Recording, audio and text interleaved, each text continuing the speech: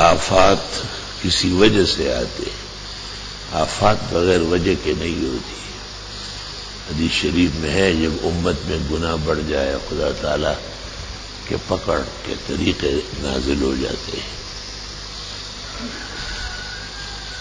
اور قیامت میں دو بیماریاں کفار پر لگے گی، ایک کوہان اس کی وجہ معلوم ہوگی لیکن علاج نہیں ہوگا، اور دوسری موتان۔ موتان میں بس ویسے ہی لوگ گریں گے، ایک گرے گا آپ اس کو دیکھتے ہی آپ بھی وہی گر جائیں گے۔ کیسے پاک پیغمبر کا علم ہے، کس طرح آگاہ فرمایا امت کو۔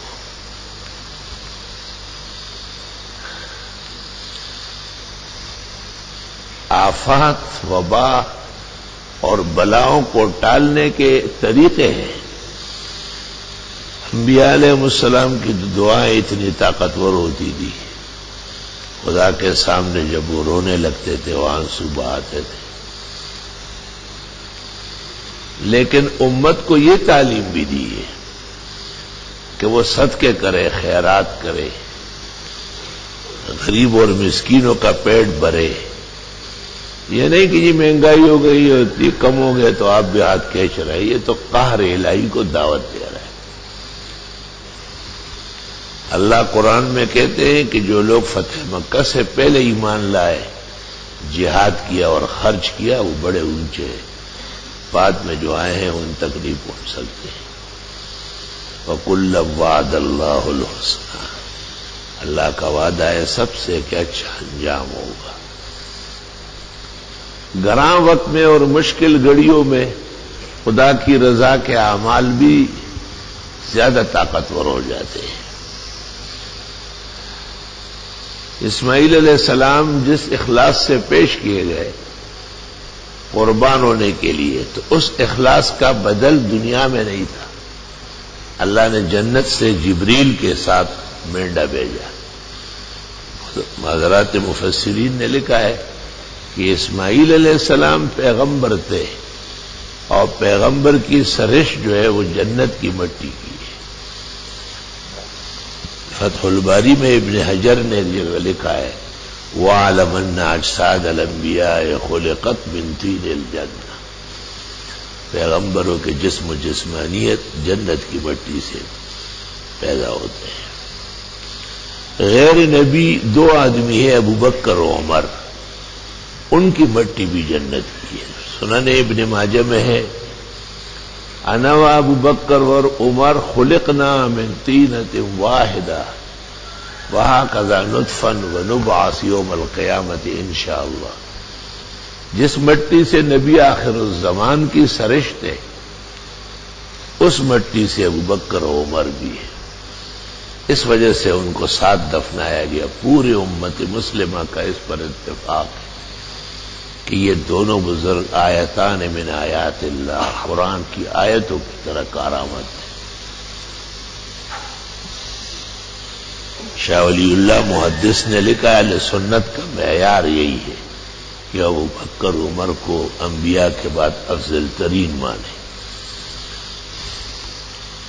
اسی طرح موسیٰ علیہ السلام کے زمانے میں جب بنی اسرائیل کو الجھن پیش آئی اور قبائل آپس میں لڑ بڑھنے والے تھے، تو حق تعالیٰ نے کہا ان اللہ یامرکم ان تذبحوا بقرہ، اللہ کا حکم ہے کہ گائے ذبح کرو۔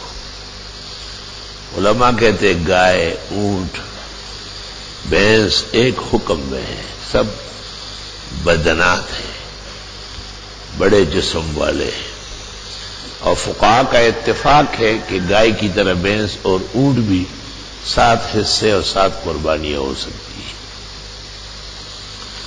بڑی مشکلات لے دے کے بعد وہ گائے ملی، اور عجیب بات ہوئی کہ جب وہ ذبح کی گئی تو وہ جو مشکل تھی وہ حل ہو گئی۔ کتنی خطرناک مشکل تھی کہ ایک آدمی قتل ہو گیا تھا، قاتل نامعلوم تھا۔ گائے کے گوشت کا ٹکڑا لے کے اس کے سر پہ رگڑا گیا، اور اس کے وقت وہ اٹھ کے بیٹھ گیا۔ اس نے کہا مجھے بھتیجوں نے قتل کیا ہے جائیداد و مال کے لیے۔ کذالک یحیی اللہ الموتیٰ، اس طرح اللہ مردوں کو زندہ کرے گا. وہ یریکم آیاتہ ہی تمہیں نشانیاں قدرت کی دکھائے گا. لعلکم تعقلون تمہیں عقل سے کام لینا چاہیے کہ یہ مشکل جو موسیٰ کے ہوتے ہوئے بنی اسرائیل کو پیش آئی بغیر گائے کے صدقے و خیرات کے نہیں ٹل رہی تھی.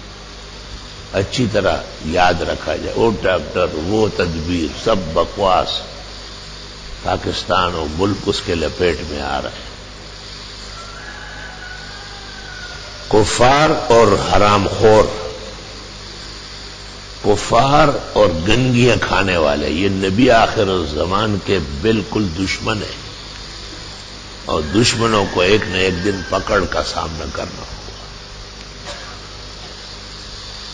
مسلمانوں کے لیے اس میں زیادہ خوف خطر نہیں ہے. ایسے خواہ اپنے سائے سے ڈرنے کی ضرورت نہیں ہے. ڈرے آدمی اللہ سے. ایک سینے میں ایک ڈر ہو، دو نہیں ہو سکتے. جو خدا سے نہیں ڈرے گا وہ ہر چیز سے ڈرے گا، اور جو خدا سے ڈرے گا وہ کسی چیز سے نہیں ڈرے گا. ذالک یخوف اللہ بہ عبادہ یا عبادی فاتقون. اللہ تعالیٰ کو ڈرانا آتا ہے، صحیح طرح ڈر جاؤ ٹائم پہ، ورنہ میں ڈرانے پر آؤں گا تو پھر بال بچے سب جو انہیں کچل جائے گے، ملک کے ملک صاف ہو جائے گا.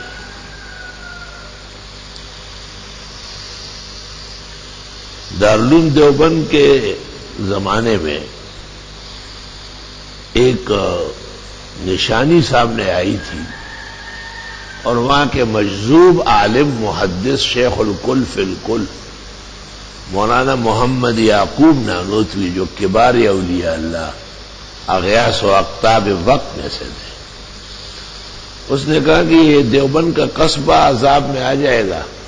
لوگ ہر چیز میں سے صدقہ کریں، آٹے میں سے، چینی میں سے، کپڑوں میں سے، پیسوں میں سے، زمین و جائیدادوں میں سے.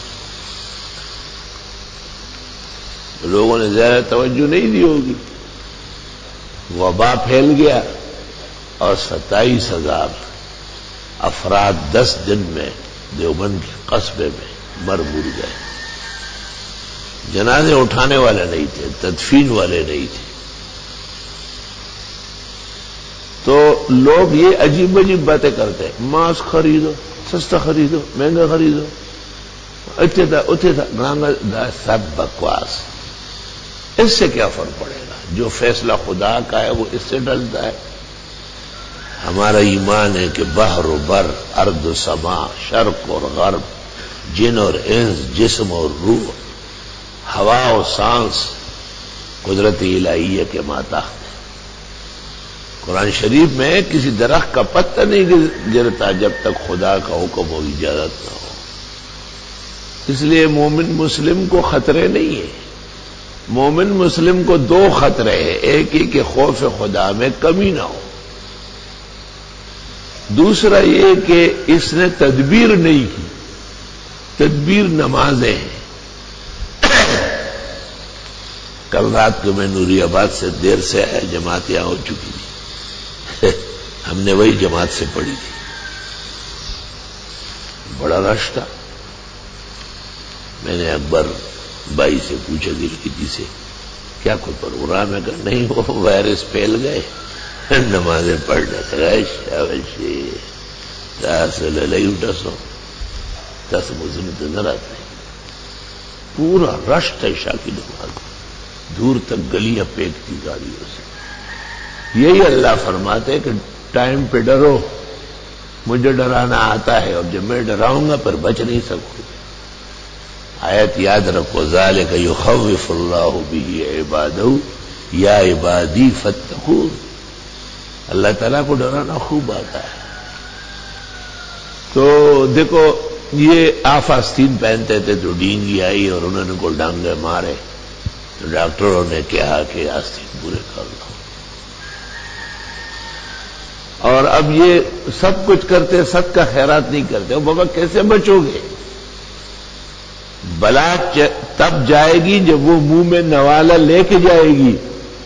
اس لیے علماء اور اولیاء اور صلحاء کا اجماع ہے کہ صدقہ و خیرات بلاؤں کو ٹالتی ہے. پیغمبر نے کہا الصدقۃ ترد البلا، اور ایک حدیث میں لا يرد القضاء الا الدعاء بالصدقہ، خدا کے قضاء و قدر کو اگر روکنے کی کوئی چیز ہے تو یا دعا ہے اور یا خیرات و حسنات ہے.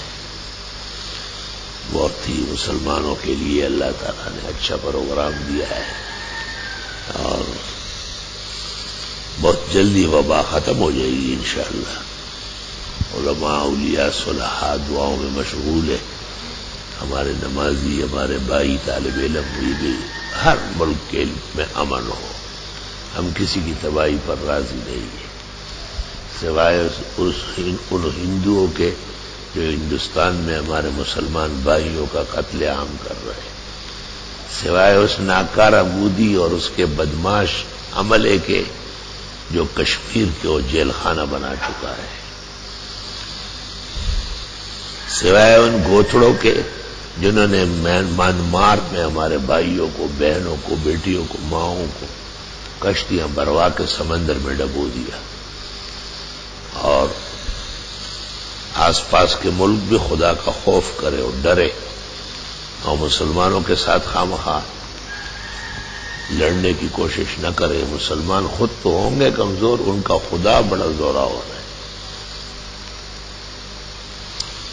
اس لیے مسلمانوں کو اپنے اللہ کو راضی رکھنا ہے، اور اللہ کے قضاء و قدر کو کوئی نہیں ٹال سکتا. یمحو اللہ ما یشاء ویثبت وعنده ام الکتاب. اس کے ذیل میں بڑے اکابر مفسرین نے لکھا ہے کہ یمحو اللہ ما یشاء ویثبت، مٹاتا بھی ہے اور برقرار بھی رکھتا ہے. وعنده ام الکتاب، تقدیر کے خزائن صرف اس کے پاس. قضاء و قدر کی جلالت اور عظمت اور اختیارات اللہ بزرگ و برتر کے پاس ہے. اس میں کوئی نبی، ولی، کوئی ملک، فرشتہ، کوئی سفلی، علوی، کوئی ارضی، سماوی، کوئی شرقی، غربی، کوئی جن اور انس، نہ سابقین میں سے نہ آخرین میں سے شریک ہے. سب اس کے فضل اور احسان کے محتاج ہیں. اس لیے مسلمان جن کو خدا نے توفیق دی ہے وہ بڑے بڑے صدقات کرے، خیرات کرے، گائے کٹوائے، بھینسیں، بکرے، مینڈے، اونٹ، اور جی جو سستی کرتے وہ نہیں کرتے ان کی طرف سے کٹوائے. یا اللہ یہ تو کم عقل ہے، ان کو تو عقل ہے نہیں، معاف فرمائیے اپنے عذاب اور پکڑ واپس لے لیجیے. بن کے بندہ جو اسے دل سے صدا دیتا ہے اس کا ہر کام خدا جلد بنا دیتا ہے. کوئی ہو جائے اس کا یا اسے اپنا کر لے، پھر وہ دیکھے کہ کیا وہ لیتا ہے کیا دیتا ہے. اور دین اس کی ہے فقط ایک ذریعہ انسان، دست انسان سے انسان کو خدا دیتا ہے. الحمدللہ رب العالمین. نسألک السلام علیکم. لا الہ الا اللہ وحدہ لا شریک لہ لہ الملک ولہ الحمد وعلی کل شیء قدیر. اللهم صل وسلم علی النبی وعلی آلہ واصحابہ وبارک وسلم علیہ. سبحان اللہ وبحمدہ عدد خلقہ ومداد کلماتہ وزنۃ عرشہ ورضوان نفسہ. سبحان اللہ وبحمدہ عدد خلقہ ومداد کلماتہ وزنۃ عرشہ ورضوان نفسہ. سبحان اللہ وبحمدہ عدد خلقہ ومداد کلماتہ وزنۃ عرشہ ورضوان نفسہ. اللہ خیر حافظ وارحم الراحمین. ما شاء اللہ لا قوة الا باللہ. سبحان ربک رب العزت عما یصفون وسلام علی المرسلین والحمد للہ رب العالمین. وصلی اللہ تعالی علی خیر خلق محمد وآلہ وصحبہ اجمعین.